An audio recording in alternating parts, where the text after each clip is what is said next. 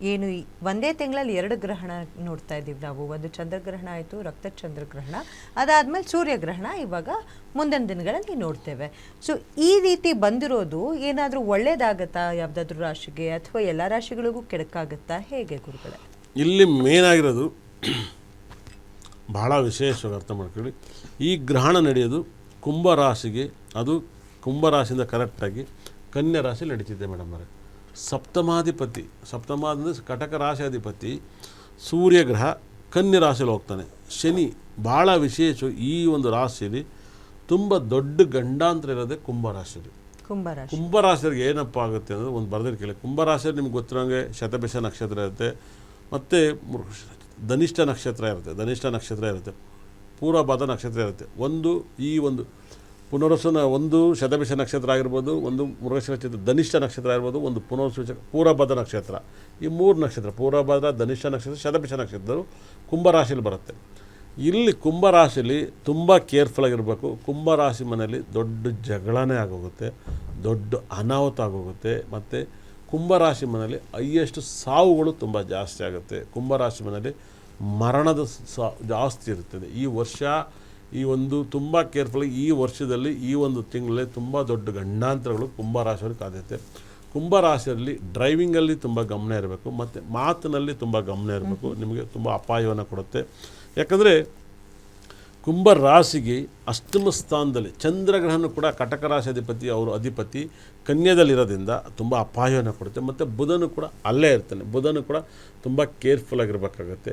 ಈ ಒಂದು ತಿಂಗಳಲ್ಲಿ ನಿಮ್ಮ ಕೈ ಮುಗಿದು ಕೇಳ್ಕೊತಿದ್ದೀನಿ, ಪುಷ್ಯ, ಅನುರಾಧ, ಉತ್ತರಾಭಾದ ನಕ್ಷತ್ರರಿಗೆ ನಿಮಗೆ ಬರಬಾರ್ದು ಬರುತ್ತೆ. ಅಂದರೆ ಹೆಂಗಂದರೆ ನಿಮಗೊಂಥರ ಹುಚ್ಚನಾಗಿ ಕಡ್ದಂಗೆ ಇರ್ತದೆ. 100% ಕೆಲಸದವರೆಲ್ಲರೂ ಮೋಸ ಮಾಡ್ತಾರೆ, ನಿಮ್ಮ ನೆಂಬಿರೋರೆಲ್ಲ ಮೋಸ ಮಾಡ್ತಾರೆ, ದಿವ್ಯಾಲಿ ಆಗುತ್ತೆ. ನಿಮ್ಮ ಮನೇಲಿ ಮಕ್ಕಳು ನಿಮ್ಮ ಮಾತು ಕೇಳಲ್ಲ, ಗಂಡ ನಿಮ್ಮ ಮಾತು ಕೇಳಲ್ಲ, ಹೆಂಡತಿ ನಿಮ್ಮ ಮಾತು ಕೇಳಲ್ಲ, ಈ ಥರ ಆಗುತ್ತೆ. ನೀವು ತುಂಬ ಕೇರ್ಫುಲ್ ಆಗಬೇಕು. ಅದೇ ರೀತಿಯಲ್ಲಿ ಬುಧನ ರಾಶಿ ಭಾಳ ವಿಶೇಷವಾಗಿ ಬುಧನ ನಕ್ಷತ್ರಗಳು. ಬುಧನ ನಕ್ಷತ್ರ ಯಾವುದು?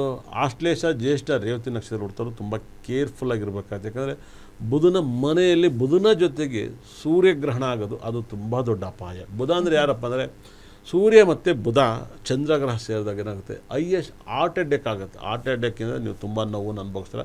ಮತ್ತು ಎದೆ ಬಡಿತ ಜಾಸ್ತಿ ಆಗುತ್ತೆ. ಎದೆ ಬಡಿತ ಯಾರಿಗೆಲ್ಲ ಜಾಸ್ತಿ ಆಗುತ್ತೋ ತುಂಬ ಕೇರ್ಫುಲ್ಲಾಗಿ ಹ್ಯಾಂಡಲ್ ಮಾಡ್ಕೊಳ್ಳಿ.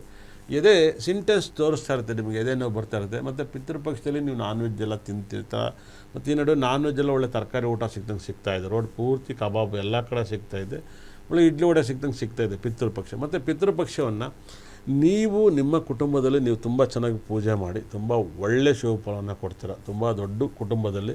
ಮತ್ತು ನಿಮ್ಮ ಮನೆಯಲ್ಲಿ ದಯವಿಟ್ಟು ಅರ್ಥ ಮಾಡ್ಕೊಳ್ಳಿ, ಪಿತೃಪಕ್ಷದಲ್ಲಿ ನಾನ್ ವೆಜ್ ಮಾಡೋರು ಆಗಲಿ ವೆಜ್ ಮಾಡೋರಾಗಲಿ ಅತಿ ಹೆಚ್ಚು ಗೋಧಿಯನ್ನು ಅತಿ ಹೆಚ್ಚು ಬಳಸಿ. ಈ ಸರಿ ಗೋಧಿನ ಅತಿ ಹೆಚ್ಚು ಬಳಸಿ. ಭಾಳ ಗೋಧಿ ಬಳಸ್ತೀರ ನೀವು, ಅತಿ ಹೆಚ್ಚು ಗೋಧಿ ಐಟಮ್ ಬಳಸಿ. ಭಾಳ ಕಮ್ಮಿ ನಿಮ್ಮ ಪ್ರಕಾರ ಮಾಡೋದು, ಗೋಧಿ ತುಂಬ ಬಳಸಿ. ಮತ್ತು ಸಾಕಷ್ಟು ಇಲ್ಲೇನಾಗುತ್ತೆ, ಗೋಧಿ ಪದಾರ್ಥವನ್ನು ಯಾಕೆ ಜಾಸ್ತಿ ಬಳಸಿದರೆ ಸೂರ್ಯನ ಸಂಬಂಧಪಟ್ಟಿದ್ದು ಗೋಧಿನ ಅತಿ ಹೆಚ್ಚು. ಮತ್ತು ದಾಳಿಂಬೆನ ಮಿಸ್ಸೇ ಮಾಡಬೇಡಿ, ನಿಮ್ಮ ಕೈ ಮುಗಿತೀನಿ, ದಾಳಿಂಬೆಯನ್ನು ಮಿಸ್ ಮಾಡಬೇಡಿ, ನಿಮ್ಮ ಕೈ ಮುಗಿದು ಕೇಳ್ಕೊತೀನಿ.